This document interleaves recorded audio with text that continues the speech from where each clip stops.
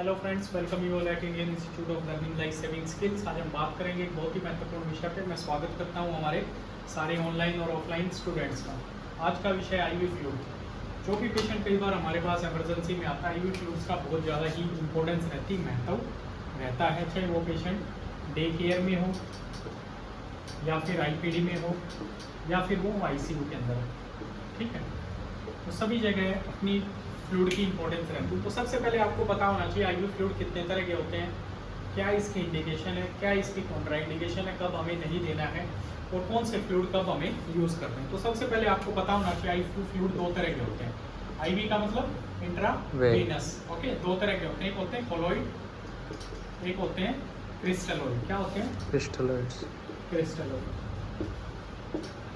जो NS, DNS, RL, dextrose 5, ये सारे क्या हैं?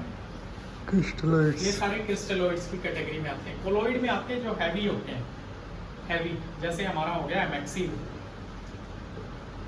स्टार्च सॉल्यूशन, ठीक है। और एक हमारा हो गया एल्बुमिन, ये भी कोलॉइड में आते हैं। किसमें आते हैं? कोलॉइड्स में। कोलॉइड में। एनएस, डीएनएस, आरएल, डेक्सट्रोज ये थोड़े से कॉस्टली कम होते हैं, ठीक है, जो क्रिस्टलोइड होते हैं।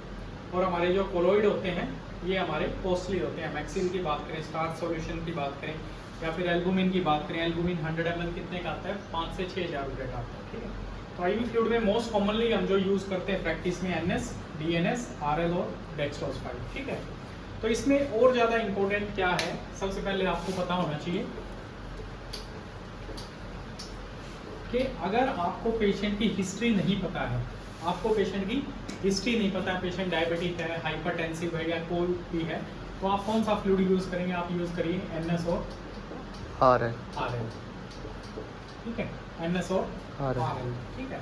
एनएस क्या होता है? ये होता है नॉर्मल सलाइन, यानी 0.9% सोडियम क्लोराइड, जो हमारी प्लाज्मा के बराबर ऑस्मोलैरिटी होती है इसकी। जो हमारी ब्लड के अंदर प्लाज्मा में ऑस्मोलैरिटी होती है उतनी हमारी यहाँ पे होती है, इसलिए इसको 0.9% आपने देखा होगा। कितना लिखा रहता है? 0.9% इसके पास लिखा हुआ रहता है, यहाँ पे दिखाइए आप। Sodium chloride injection 0.9%, okay. तो 0.9% रहता है सोडियम क्लोराइड, ये हमारा एनएस में के अंदर रहता है, तो हम मोस्ट कॉमनली यूज़ करते हैं, ठीक है। और दूसरा हमारा होता है आरएल, ठीक है। कुछ फ्लूइड डायबिटिक पेशेंट है, जैसे किसी को डायबिटीज़ है, टाइप 1 है, टाइप 2 है, तो डेक्सट्रोज 5, डीएनएस, ओके, ये कॉन्ट्राइंडिकेटेड है। ये फ्लूइड हमें नहीं देने, ये शुगर को बढ़ाएंगे, ओके। तो मोस्ट कॉमन हम जो यूज़ करते हैं एनएस और आरएल यूज़ करेंगे कभी भी पेशेंट्स हमारा इमीडिएटली आ जाए।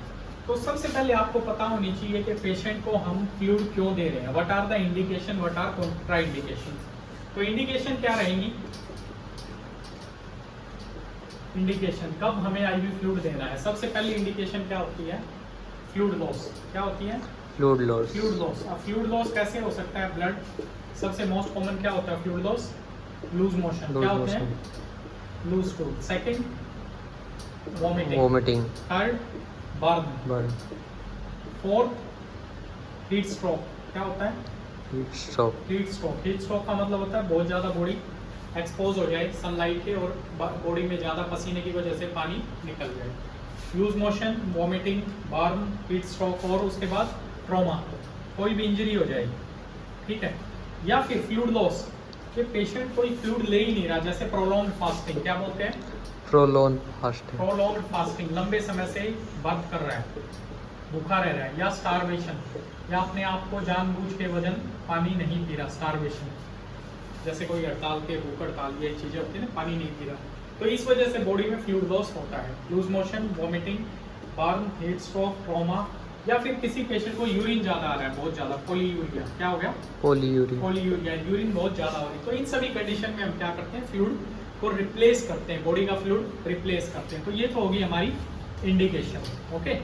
अब क्या होता है, जैसे हमारा ब्लड है, अब हमारी ह्यूमन बॉडी है, उसमें 90% क्या है? वाटर है। क्या है? 90% क्या है? वाटर है बॉडी के अंदर। हर टिश्यू में कहीं भी हम बात करें तो बॉडी के अंदर क्या है? 2/3 बॉडी वेट जो है वो किसका है? वाटर का है।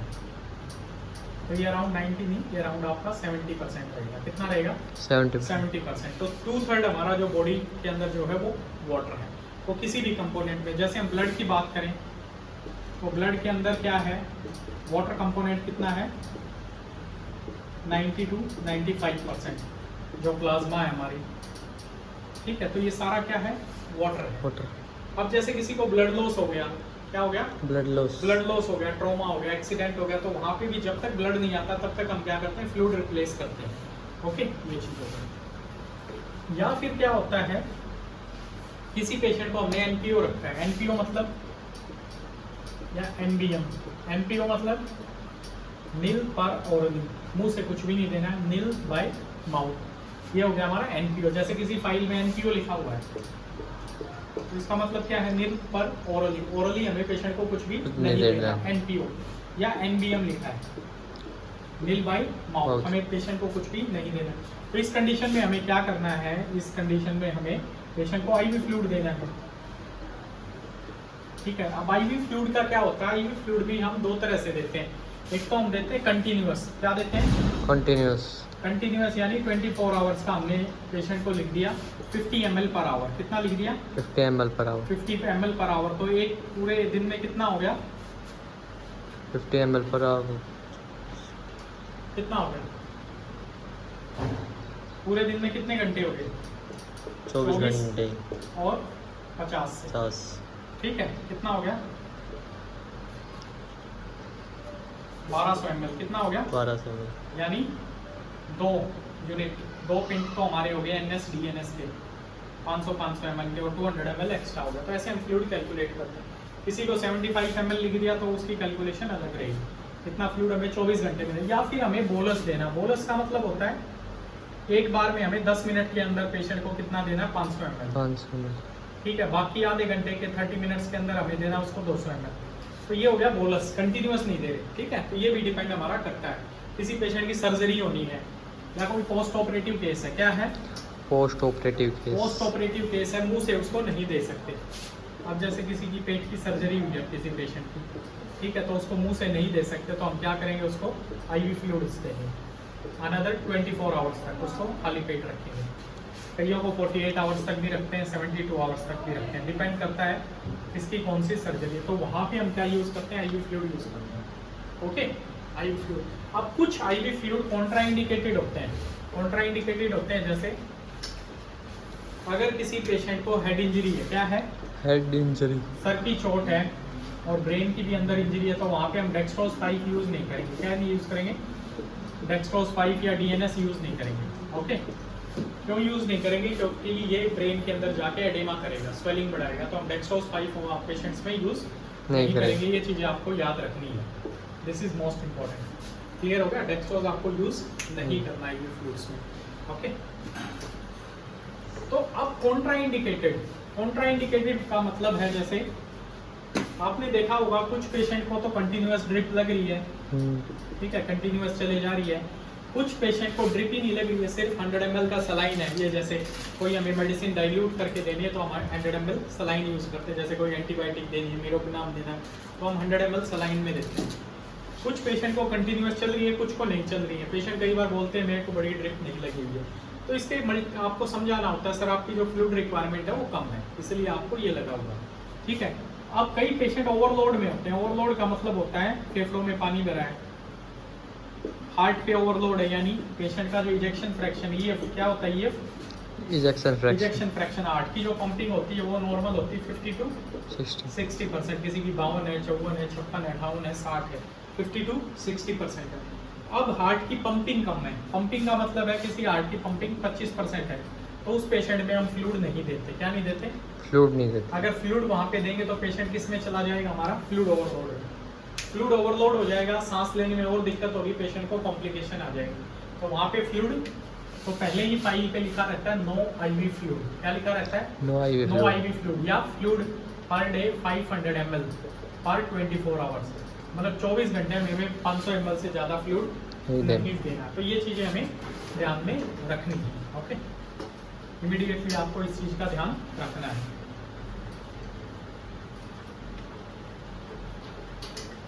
तो ये हमारा आईवी फ्लूइड से है। Okay, IV fluid. अब कई चीज़ें होती हैं, जैसे किसी पेशेंट को ब्लड लॉस हो गया और ब्लड नहीं मिल रहा, ब्लड वेटिंग में, तो तब तक हम उसको क्या दे सकते हैं, क्रिस्टलॉइड। क्रिस्टलॉइड में हम क्या दे सकते हैं उसको, NS और RL क्या दे सकते हैं, NS और RL। सपोज किसी ने 1 ml ब्लड लॉस किया है, कितना लॉस किया है, 1 ml एक ब्लड लॉस किया है, तो उसको कितने ml फ्लूइड देना पड़ेगा।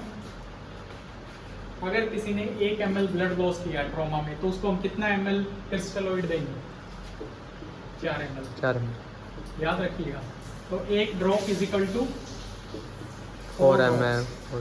1 drop of blood is equal to 4 drop of crystalloid, Crystalloids। यानी NS और RL। सपोज अब किसी ने 500 ml ब्लड लॉस कर दिया, तो हम उसको कितना फ्लूइड उसको कम्बैट करने के लिए देंगे, 2 लीटर। लेकिन हमें ये ध्यान रखना, ज़्यादा फ्लूइड भी नहीं देना, नहीं तो फ्लूइड, अब फ्लूइड में क्या है, सिर्फ सलाइन है। अब जो फ्लूइड हम दे रहे हैं उसमें सिर्फ क्या है, सलाइन है, या फिर सोडियम है, पोटेशियम है, क्लोराइड है, अगर RL है तो आपका। लेकिन ब्लड के अंदर क्या क्या है, ब्लड के अंदर तो मल्टीपल चीज़ है। ब्लड के अंदर क्या क्या है, मल्टीपल चीज। ब्लड के अंदर क्या है, ब्लड के कंपोनेंट क्या है, ब्लड के अंदर क्या है, क्या क्या है ब्लड के अंदर, आयरन, कैल्शियम, RBC,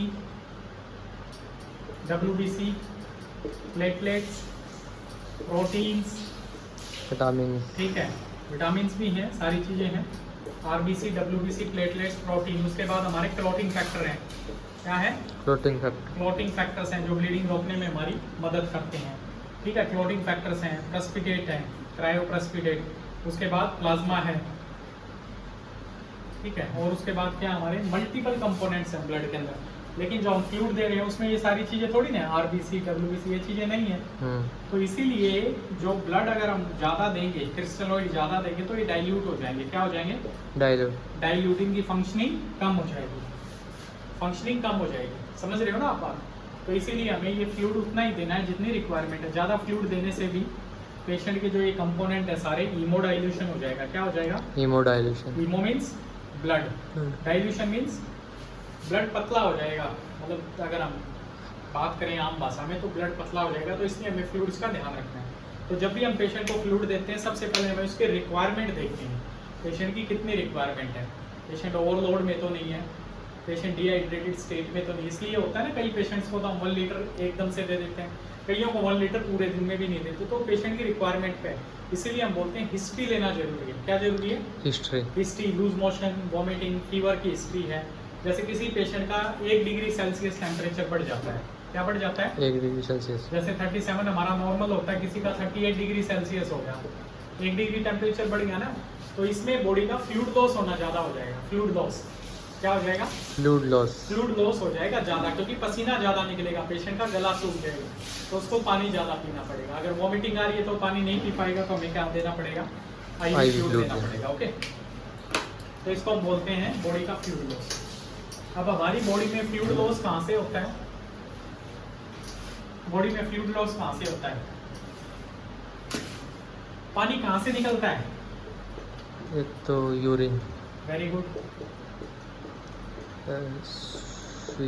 स्वेट, पसीने से, पेशाब से, पसीने से, स्टूल, और कहाँ से निकलता है, वोमिटिंग से। वोमिटिंग तो नॉर्मली मैं बात कर रहा हूँ, फ्लूइड लॉस कहाँ से होता है, यूरिन से, स्वेट से, स्टूल, ये तो नॉर्मल हो रहा है ना। वॉमिटिंग तो एक्स्ट्रा चीज होगी, पैथोलॉजी होगी, ये तो क्या है, फिजियोलॉजी। ठीक है, फिजियोलॉजी मतलब नॉर्मल जो फ्लूइड लॉस हो रहा है। वॉमिटिंग तो पैथोलॉजी होगी ना, वॉमिटिंग, लूज स्टूल ज़्यादा हो गए तो ये तो पैथोलॉजी होगी। ओके, यूरिन, स्वेट, स्टूल, ठीक है, ये हमारी क्या होगी, रेगुलरली इनसे फ्लूइड लॉस हो रहा है डेली। उसके बाद कहाँ से फ्लूइड लॉस हो रहा है, सांस लेने से, ऑक्सीजन। आप जब ब्रीथ करते हो तो ब्रीथिंग से भी आपका फ्लूइड लॉस हो रहा है। Okay, urine, sweat, stool, breathing से हमारा हो रहा है। आई से हो रहा है हमारा फ्लूइड लॉस, हो रहा है आई से। हमारी आंखें गीली रहती हैं, आंखें सूख जाए तो फ्लूइड लॉस हो रहा है, डिहाइड्रेशन में। ओके, स्किन से हमारा, आप गर्मी में चले जाओ, पसीना आ जाएगा, इवेपोरेशन ज़्यादा होगा, तो यूरिन, स्वेट, स्टूल, ब्रीथिंग, ये हमारा फ्लूइड लॉस होता है। ये पैथोलॉजी है। ये क्या है, पैथोलॉजी, बीमारी वाली स्टेज है जिसमें फ्लूइड लॉस एक्सेसिव हो जाता है, तो ये आपको जानने की जरूरत है। यूरिन, स्वेट और ब्लीड, ठीक है। ये चीज़ है जो हमें दिखाई देता है, स्वेट का हमें दिखाई नहीं देता, स्वेट का हमें दिखाई देता है, ये वाला हमें दिखाई नहीं देता। हम बात करते हैं ये निकल मतलब फ्लूइड का लॉस हो रहा है, ठीक है, फिजियोलॉजिकल। तो इन चीज़ों पे, सारी चीज़ों पे डिपेंड करता है फ्लूइड लॉस। तो आपको इनको इसके बेस पे हम डिसाइड करते हैं पेशेंट की फ्लूइड कितना देना है। कई क्रिटिकल प्रोसीजर होते हैं, वहाँ पे यूरिन आउटपुट बहुत ज़्यादा इंपॉर्टेंट होती है, यूरिन आउटपुट। या फिर हम एक चार्ट बनाते हैं जिसको हम बोलते हैं आउटपुट इनपुट चार्ट। क्या बोलते हैं? Output input chart. Output input chart. Output मतलब आउटपुट कहाँ से आउटपुट हुई? आउटपुट होती है यूरिन से। यूरिन। या पेशेंट को कोई ड्रेन डला है, क्या डला है? ड्रेन। ड्रेन मतलब कोई ऑपरेशन हुआ है, उस ड्रेन में से निकला है। अब यूरिन किसी पेशेंट को 500 ml निकला, ड्रेन में से निकला 100 ml, ठीक है। तो टोटल यूरिन आउटपुट कितनी होगी? 1600, जो हमें दिखाई नहीं दे रही। अगर किसी को फीवर आ गया तो पूरे 24 घंटे में कितना फ्लूइड लॉस हो जाएगा? अराउंड 500 ml, ठीक है। पसीने से कितना हो गया? 100 ml। अगर पेशेंट एसी टेम्परेचर में तो अलग बात है, नहीं तो 100 ml वहाँ से होगा। तो अप्रोक्सीमेट फ्लूइड लॉस कितना हो गया? 2200। अब पेशेंट की इनपुट कितनी है? पेशेंट को इनपुट का मतलब होता है कितने हमने आईवी फ्लूइड दिया।